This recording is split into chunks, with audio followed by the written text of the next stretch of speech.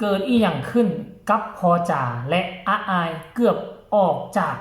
งานบวชของพอนัดพอแท้ๆของน้องอาอายบ่ได้ทักทายสวัสดี FC แฟนคลับมาพบมาพ่อกันอีกคลิปหนึ่งท่านผู้ชมคลิปนี้ก็เป็นคลิปที่ค่อยคำยามแรงเนาะปัจจุบันนี้ตาเว้นได้แย้งตากำลังตกพาดหน่วยภูสิ่งที่ทุกคนคองคอยรอคอยมันก็ได้เข้ามาถึงเป็นที่เรียบร้อยแล้วมีคลิปเนาะจากไล่สดของพอจ่ายกทัพกันไปทั้งอาอายและพอนกพงศกรไปห้องเพลงคับกลอมให้ซาวจังหวัดสารคามเป็นบ้านที่พอนัดพอแท้ๆของน้องอาอายเข้าพิธีงานบวชนั่นเองหลังจากห้องเพลงคับกลอมไปได้ 2-3 เพลงแล้วก็ถึงเวลาจะต้องได้เดินทางกลับไปที่งานในค่ำคืนนี้อยู่บนเวทีใหญ่ระยะทาง300 กว่ากิโลเมตรปะหน้าที่ให้กับนักห้องขบวนรถแห่ของเสียงวิหกนกพงศกรแต่พวกเจ้าฮู้บ่ลงจากรถแห่มาปัดโทษจักแม่นไผเป็นไผหลังจากที่ข้าเจ้าฮู้ชาวบ้านได้ฮู้วันนี้คือรถแห่ของเสียงวิหกคันถึงเสียงวิหกเขาก็จะฮู้จักศิลปินตัวน้อยดาวเด่นดาวดังนั่นก็คือน้องอาอายสกุลนพรลูกสาวของเจ้าของงานบวชลูกสาวของพ่อนักหลานของยาล้ำลูกสาวของพ่อนกพงศกรพอลูกลงมาป้อคนแลนหุ้มเขามาใส่ผู้สิกอดผู้สิลากผู้สิดึงเอาทริปมันยัดใส่มือให้น้องอายจนเต็มแนวนี้อยู่ตั้งแต่ยังบ่ทันลงฮอดรถลงมาฮอดหน้ารถแห่ซำนะแล้วก็เขากับรถแห่ก็ผ่านไปคนก็บ่นำไปกับรถแห่เลยคนมาหุ้มเปลี่ยนพัดเปลี่ยนกันถ่ายรูปจับมือถือแขนจนมือกล้องบอกว่าจักข่อยสิเบิ่งผู้ใดก่อนเดี๋ยวนี้สิเอากล้องเบิ่งอ้ายกับคนก็หุ้มทั้งวัดนกพงศกรจะเก็บภาพบรรยากาศคนมาขอถ่ายรูปกับนกพงศกรคันหันกล้องมาทางนี้ก็ยังอายป๊าโถความหักความแพงของพ่อแม่อยู่บ้านน่าจะเป็นบ้านอูซูนอนของพ่อนัดบ่เป็นบ้านเก่าบ้านเดิมของยาล้ำหรือบ่อันนี้เจ๋บ่ลาวบ่ทราบท่านผู้ชมเห็นแบบนี้แล้วข่อยคือมีรอยยิ้มข่อยคือมีความสุขแบบว่าภาพบรรยากาศลักษณะคนมาขอถ่ายรูปอาอายแบบนี้น่ะคือบ่ค่อยมีได้บ่ค่อยมีเนาะอันเวลาที่มีงานวงใหญ่ของเสียงวิหกน้องอาอายไปแล้วก็ไปขี่รถไปจอดอยู่หลังเวทีแล้วก็แล้วบ่ค่อยมีว่า FC แฟนคลับจะมารอท่าถ่ายรูปตอนสมัยตอนยังมีกระแสโด่งดังเปรี้ยงป้างตอนมาอยู่ใหม่ๆเนาะตอนนั้นก็สิมีอยู่แต่มันห่างหายกันไปแล้วบรรยากาศเก่าๆเริ่มกลับขึ้นมาอาอายนี่ยิ้มบ่ฮุบเลยทุกคนขออนุญาตจากเจ้าของคลิปคือนกพงศกรเด้อ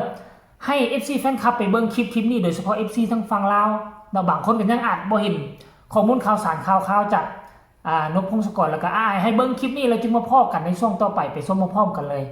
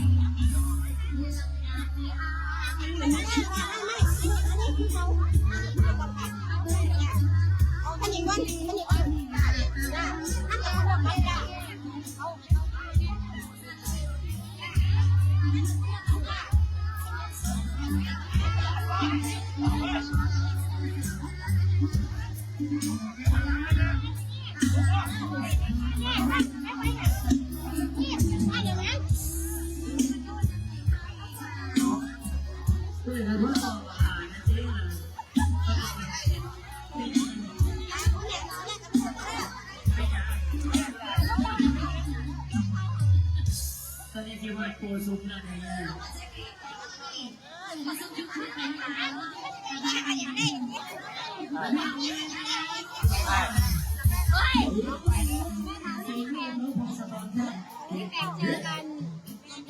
เที่ยวอะไรครับ28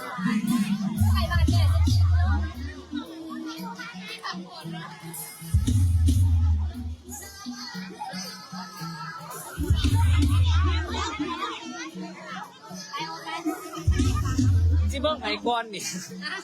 เห็นบอกทุกคนปานดาราฮอลลีวูดปานดาราหนังทีมาพบปะสร้างสรรค์กับบรรดาแฟนๆอยู่ลงท้องถิ่นเขาเอิ้นน่ะแต่อันนี้มันบ่เป็นดาราดังอันนี้มันอาอายสกุลพรอันนี้มันนกพงศกรแห่งเสียงวีหกขั้นกรณีว่าขั้นท่าว่าเขาเจ้าบ่จ้างพิเศษปกติแล้วพอลูก2คนนี้จะบ่มาขึ้นรถแห่เด้นอกจากเจ้าภาพจ้างรถแห่แล้วอยากได้ศิลปินจึงจ้างเพิ่มแต่งานนี้มันเป็นงานของพ่อนัดพ่อของน้องอาอาย